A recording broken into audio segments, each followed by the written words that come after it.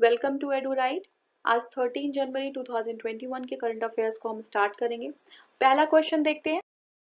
Question हमारा है, किस देश की नौसेना ने सबसे बड़ा तटीय रक्षा अभ्यास सी विजिल, ठीक है, सी विजिल 2021 को स्टार्ट किया है। Coastal defence exercise sea vigil 2021 started by which country, ठीक है। तो ऑप्शंस हमारे पास हैं चीन, भारत, श्रीलंका, अमेरिका। तो देखिए इसको जो है भारत यानी कि इंडिया के द्वारा स्टार्ट किया गया है। इंडिया ने स्टार्ट किया है सी विजिल एक्सरसाइज। क्या होता है सी विजिल एक्सरसाइज? तो देखिए जो सी विजिल है ये जो है हमारे कोस्टल एरियाज यानी कि हमारे जो 13 कोस्टल एरियाज हैं स्टेट्स और यूनियन टेरिटरीज मिला के, उनकी जो है उनको सिक्योर करने के लिए एक्सरसाइज किया जाता है। तो देखिए ये जो कोस्टल एरिया है इनके सिक्योरिटी के लिए एक्सरसाइज पूरा किया जाता है। कोस्टल एरिया क्या है? ये जो हमारा पार्ट है लैंड का, ये पानी से घिरा हुआ है इधर, तो यहाँ पे एक्सरसाइज किया जाता है कोस्टल एरियाज। और जो हमारे एक्सक्लूसिव इकोनॉमिक जोन है EEZ, क्या होता है EEZ? तो EEZ जो हमारा सी का लॉ है अनक्लॉज के द्वारा जो नियम है, समुद्र का नियम है, उसके तहत 200 नॉटिकल माइल का जो एरिया होता है वो जो है हमारा एक्सक्लूसिव इकोनॉमिक जोन होता है, जहाँ पे हम इकोनॉमिक एक्टिविटीज परफॉर्म कर सकते हैं। और साथ में हमारी रिस्पॉन्सिबिलिटी ये भी होती है कि यहाँ पे जो जो आपके लिविंग या नॉन लिविंग जो हमारी रिसोर्सेज हैं उसको हम कंजर्व करें, ठीक है। तो ये एक्सरसाइज किया जाता है। देखिए 26/11 जैसी इवेंट दोबारा जो है ना हो पाए, इस वजह से एक्सरसाइज स्टार्ट किया गया है। ये जो है दोबारा दूसरा एडिशन है, एक बार हम पहले कर चुके हैं तो सेकेंड एडिशन है ये।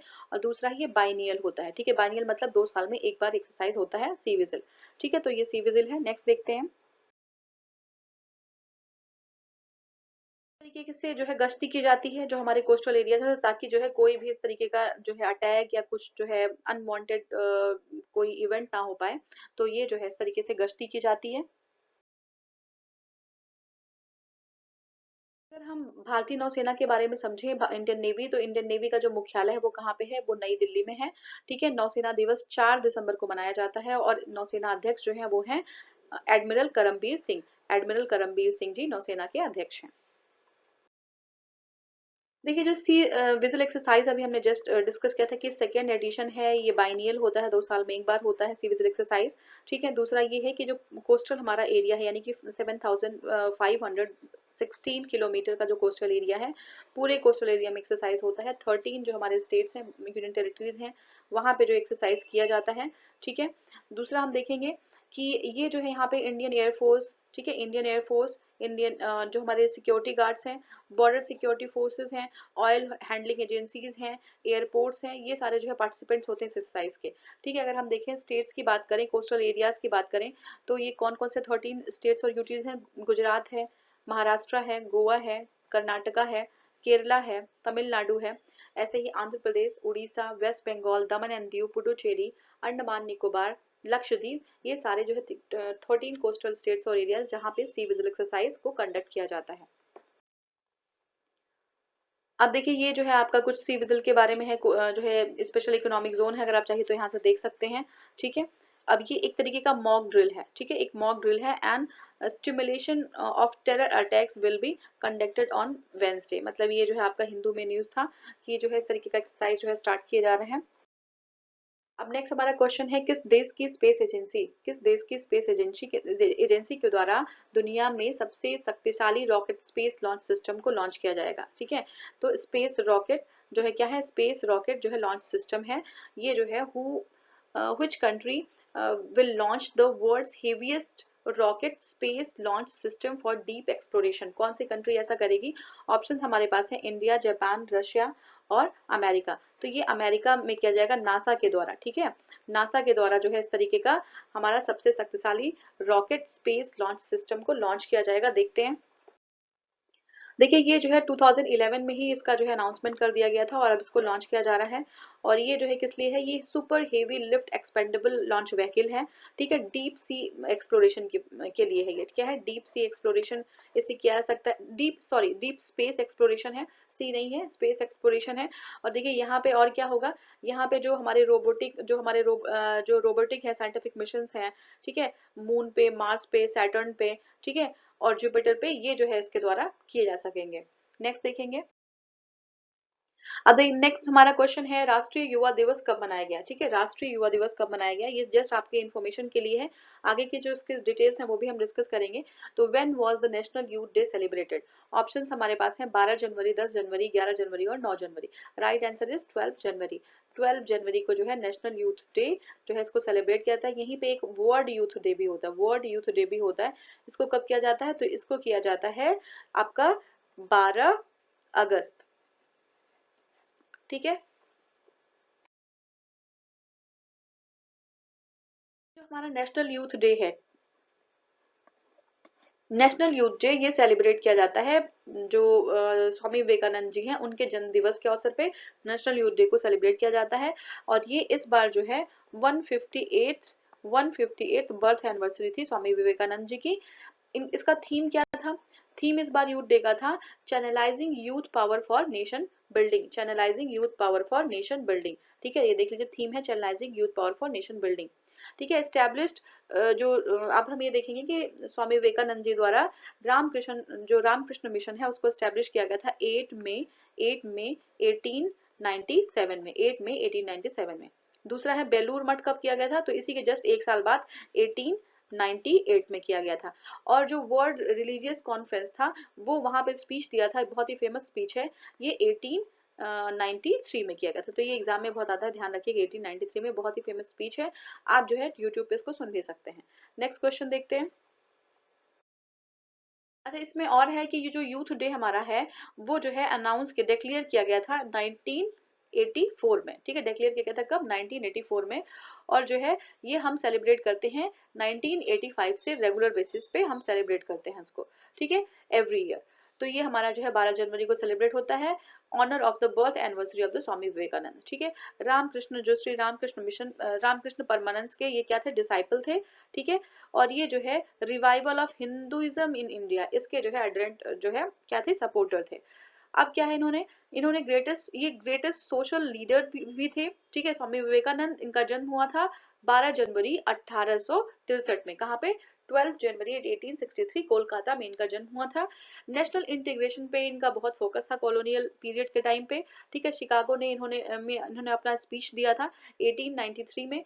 और युवा दिवस जो है मनाया जाता है to encourage the youth of the country to become a better person. ठीक है, एक अच्छा व्यक्ति, एक अच्छा जो है ह्यूमन बीइंग बनने के लिए उनको इनकरेज किया जाता है, इसलिए इसको सेलिब्रेट किया जाता है। नेक्स्ट देखेंगे। देखिए नेक्स्ट क्वेश्चन हमारा 2021 में गणतंत्र दिवस परेड में भारत के मुख्य अतिथि हैं। तो 21 में भारत के मुख्य अतिथि कौन है गणतंत्र दिवस के परेड में, तो आप लोग को अभी तक ये पता होगा कि ये जो है पहले अभी अभी तक हमने देखा था कि बोरिस जॉनसन है। लेकिन बोरिस जॉनसन जो है वो वहां पे कोरोना के जो सेकेंड स्ट्रैंड, एक नया स्ट्रैंड है, उसकी वजह से जो है उनका आना कैंसिल हो गया है। तो अब चंद्रिका प्रसाद जी, ठीक है, चंद्रिका प्रसाद संतोखी, ये जो है हमारे नए जो है मुख्य अतिथि होंगे किसके लिए, गणतंत्र दिवस परेड पे। ठीक है, देखते हैं। चंद्रिका प्रसाद संतोखी जी हैं, वो जो है सूरीनाम के क्या है, प्रेसिडेंट है। और ये कंट्री आप देख लीजिए, इसका लोकेशन देख लीजिए, ये जो है आपका साउथ अफ्रीका अमेरिका की कंट्री है, साउथ अमेरिका की कंट्री है। ये कैरेबियन सी है यहाँ पे। ठीक है, ये सूरीनाम है। ठीक है, इक्वेटर के ऊपर ये देख लीजिएगा, तो ये जो हमारा सूरीनाम है। नेक्स्ट क्वेश्चन हमारा है, हाल ही में किस देश में जीरो सड़कें, जीरो जो है आपके कार्बन और जीरो कारें, ठीक है, जीरो कार्स लॉन्च करने वाला जो है शहर बन गया है, या जो है कंट्री बन गया है। तो ये जो है एक ऐसा जो है लॉन्च करेगा ऐसा एरिया जहाँ पे जीरो जीरो सड़कें, जीरो कार्बन और जीरो उत्सर्जन की बात की जाएगी। ठीक है, तो which country has recently announced to launch zero road, zero cars and zero carbon emission city. ठीक है, तो सऊदी अरब जो इज द राइट आंसर। ठीक है, सऊदी अरब जो है लॉन्च करेगा, देखते हैं इसको। तो देखिए ये जो है आपका ये सऊदी अरब है। ठीक है, सऊदी अरब है, ये यमन है, ये ओमान है, लोकेशंस आपको पता होना चाहिए, ये यूएई है। ठीक है, ये पर्सियन गल्फ है यहाँ पे देखिए ये इराक है। ठीक है, जॉर्डन है, ईरान है। ठीक है, और ये जो है आपका गल्फ जो है आपका पर्सियन गल्फ है, ध्यान रखिएगा इसको। सऊदी अरब है, इसकी कैपिटल क्या है, रियाद है। ठीक है, रियाद इसकी कैपिटल है। वर्ल्ड पे आप देखना चाहें तो यहाँ का लोकेशन, ये जो है लोकेशन है ये। ठीक है, सऊदी अरब का। नेक्स्ट देखते हैं। देखिए क्राउन प्रिंस वहाँ के हैं मोहम्मद बिन सलमान। कौन है, मोहम्मद बिन सलमान वहाँ के क्राउन प्रिंस है। इन्होंने लॉन्च जो है एक जो है लॉन्च किया एक सिटी जिसका नाम है द लाइन। क्या नाम है, द लाइन। ठीक है, द लाइन नाम है। तो इसको जो है लॉन्च किया गया है यहाँ पे, ठीक है। ये क्या है, zero cars, zero streets and zero जो है आपका कार्बन इमिशन, ठीक है, जीरो स्ट्रीट्स, ठीक है, zero streets and zero carbon emission, याद रखिएगा इसको, ठीक है। तो यहाँ पे क्या हो जाएगा, will have the capability to house 1 million resident according to the de facto rulers of the oil king rich kingdom, ठीक है। तो इनका जो है बेसिक ये है कि 170 किलोमीटर, क्या है, 170 किलोमीटर लंबा एक जो है ये आपका जो है एक लेन डेवलप किया जाएगा, जिसको नाम रखा गया द लाइन, ठीक है। It will be the part of the previously announced, अब इन्होंने पहले भी अनाउंस किया था $500 बिलियन का मेगा प्रोजेक्ट, तो उसी का पार्ट है ये द लाइन, ठीक है। तो एग्जाम में अगर ऐसे आगे कि द लाइन जो है किसका प्रोजेक्ट है, तो ये जो है आपका सऊदी अरब का, इसमें क्या होगा, इसमें आपका फोकस किया गया है zero cars, zero streets and zero carbon emission, ठीक है। नेक्स्ट देखते हैं। अब देखिए नेक्स्ट क्वेश्चन, हाल ही में डॉक्टर हर्षवर्धन ने किस तटीय अनुसंधान वाहन का जलावतरण किया? Recently which coastal research vehicle has been launch by doctor Harshvardhan? Option हमारे पास है सागर कन्या, सागर संपदा, सागर अन्वेषिका और सागर तारा। तो राइट आंसर है सागर अन्वेषिका, सागर अन्वेषिका, अन्वेषिका, ये जो हमारा सही उत्तर होगा, ठीक है। देखते हैं इसको। अब देखिए नेक्स्ट हमारा है, अच्छा ये सागर अन्वेषिका के बारे में थोड़ा सा समझ लेते हैं। इसको चेन्नई पोर्ट से ये लॉन्च किया गया सागर अन्वेषिका। और अगर मुंबई के बाद देखें तो ये जो चेन्नई है आपका, मुंबई के बाद जो चेन्नई है, ठीक है, ये क्या है, चेन्नई जो दूसरा, भारत का दूसरा सबसे बड़ा पोर्ट जो है चेन्नई के बाद है। चेन्नई में नावा सेवा है ना, तो नावा सेवा जो है भारत का पहला सबसे बड़ा पोर्ट है। और दूसरा जो है ये क्या है आपका, दूसरा जो है ये चेन्नई है, चेन्नई पोर्ट है, ठीक है। मुंबई में नावा सेवा पहला और चेन्नई दूसरा, याद रखिएगा। नेक्स्ट देखते हैं। हाल ही में हुरॉन ने टॉप 500 निजी कंपनी की लिस्ट जारी की है, जिसमें शीर्ष पर कौन है? तो देखिए ऑप्शंस हमारे पास है अमेजॉन, एप्पल, माइक्रोसॉफ्ट और Facebook. Right answer is Apple. Apple जो है ये जो है शीर्ष पे है टॉप 500 जो निजी कंपनीज है, यानी कि प्राइवेट कंपनीज के लिस्ट में, ठीक है। तो जो है ये एप्पल के बारे में, एप्पल के सीईओ अगर देखें तो सीईओ जो है टिम कुक है, ठीक है। टिम कुक जो है एप्पल के सीईओ हैं, याद रखिएगा, ठीक है। नेक्स्ट देखते हैं। अब नेक्स्ट है, हाल ही में आईसीआरए, इसको इकरा भी कहता है, आईसीआरए फाइनेंशियल ईयर 2022 में भारत के जीडीपी ग्रोथ रेट कितना रहने का अनुमान लगाया है? तो ICRA has estimated India's GDP growth rate in financial year 2022, ठीक है, कितना है? तो इन्होंने अनुमान लगाया 10.1% रहने का, 10.1%। और आईसीआरए के समझे तो आईसीआरए का जो हेडक्वार्टर है वो गुड़गांव में है। और अरुण दुग्गल जी, अरुण दुग्गल जी इसके जो है यहाँ के सीईओ हैं, ठीक है। नेक्स्ट देखते हैं। अब देखिए CAFE, कैफी 2 नियम किससे संबंधित है? तो ये हमारा जो है ऑप्शन हमारे पास है बॉडी कोलेस्ट्रॉल लेवल से, फ्यूल एफिशिएंसी से, डोमेस्टिक इलेक्ट्रिकल अप्लायंसेस से और नन से, ठीक है। तो यही हमारा यहाँ पे है। तो ये सही उत्तर हमारा होगा फ्यूल एफिशिएंसी। तो CAFE 2 अगर आता है तो ये फ्यूल एफिशिएंसी से संबंधित है।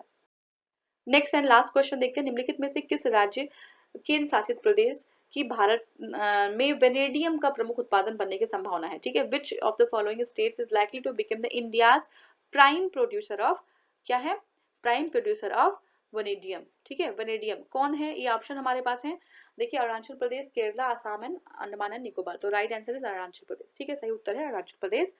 अब देखिए अरुणाचल प्रदेश जो है ये जो है एक स्लीपिंग हाइड्रो पावर जाइंट के रूप में सामने उभरा है, ठीक है। स्लीपिंग हाइड्रो मतलब इसके पास अभी जो है कैपेबिलिटी तो थी लेकिन वो अभी सामने नहीं आई थी, ठीक है। तो वेनेडियम क्या है? जो ये वेनेडियम है इसका एटॉमिक नंबर जो है 23 है। एटॉमिक नंबर क्या है? 23 है। ये एक हार्ड, ठीक है, हार्ड और सिल्वर ग्रे सब्सटेंस होता है, ठीक है। स्ट्रेंथ बहुत ज्यादा होती है, इस मेटल की स्ट्रेंथ बहुत ज्यादा होती है, ठीक है। तो ध्यान रखिएगा इसको। और ये जो है आपका इसका जो एक्सप्लोरेशन है वो जियोलॉजिकल सर्वे ऑफ इंडिया ने करा है, ठीक है।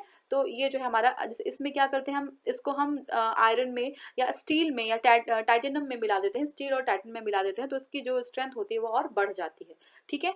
तो India is a significant consumer of vanadium but it is not a primary producer, ठीक है। हम कंज्यूमर तो बहुत ज्यादा करते हैं वेनेडियम को, लेकिन हम प्रोड्यूसर नहीं है प्राइमरली, ठीक है। It is recovered as a by product, ठीक है। अब ये इंपॉर्टेंट है, बाई प्रोडक्ट किसका है? ये by product of the slag collected from the processing of the vanadium